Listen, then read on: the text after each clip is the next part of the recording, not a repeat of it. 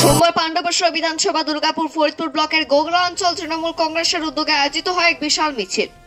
এই মিছিলে পা মেলালো প্রায় 1000 খানেক তৃণমূল কর্মীর সমর্থক। মিছিলের শুরুতে অভ্যর্থনা জানানো হলো অসীম চক্রবর্তী মহিলা তৃণমূলের জেলা সভানেত্রী, ব্লক সভাপতি শতদীপ ঘটক ও ব্লক স্তরের অন্যান্য নেতৃত্বকে।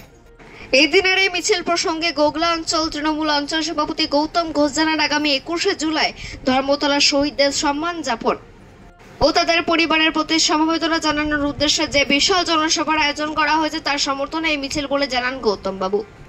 তিনি বলেন, তাদের অভিভাবক তথা পশ্চিম বর্ধমান জেলা তৃণমূলের সভাপতি নরেন্দ্রনাথ চক্রবর্তী সম্প্রতি দক্ষিণ থেকে চিকিৎসা করিয়ে বাড়ি ফিরছেন।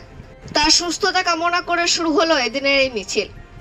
এই মিছিলটি শুরু হয় গোগলা এলাকার পানশিউলি বিধায়ক কার্যালয় থেকে শেষ হয় প্রায় 1.5 কিলোমিটার নতুন ঢাকা বিবেকানন্দ ক্লাবের কাছে গিয়ে। গৌতম বাবু বলেন, আগামী 21শে জুলাই ধর্মতলা তার এলাকা থেকে প্রায় 1000 তৃণমূল কর্মী সমর্থক যাবে মমতা বন্দ্যোপাধ্যায়ের 21শে জুলাই সমর্থনে। লাউদু হাতে গাজিত মিস্টার রিপোর্ট নিউজে।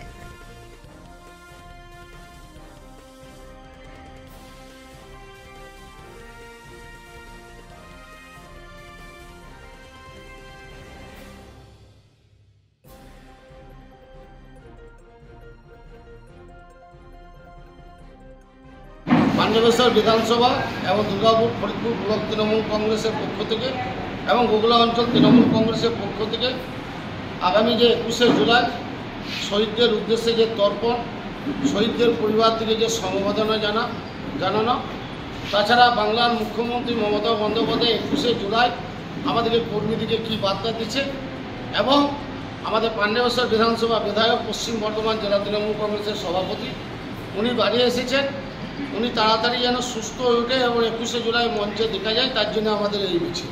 আমাদের এই মিছিল বিধায়ক কার্যালয় থেকে শুরু হচ্ছে, মিছিল শেষ হবে 1:30 সন্ধ্যায়। 21শে জুলাই গোগলা অঞ্চল থেকে 1000 লোক যাবে কলকাতা রাজপথে ধর্মতলায়।